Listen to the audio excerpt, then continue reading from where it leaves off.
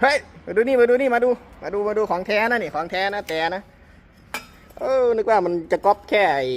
แต่เขาอย่างอื่นก็ไปก๊อปเขานะของแท้เขาก็ยังไงมันก็แพงกว่าของก๊อปนะครับของแท้เพราะว่าอย่างน้อยๆเขาก็เสียค่าวิศวะออกแบบนะครับกว่าจะคิดค้นลองผิดลองถูกนะครับผมมาลองแต่ให้กับคุณศักดิ์ชัยนะครับผมจาก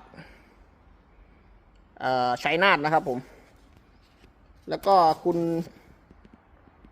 ณณดุชานะครับผมจากอุตรดิตถ์อันนี้พี่นี้อุ่นใจนะครับผมตัวสีแดงนะครับผมมาฟังเสียงดู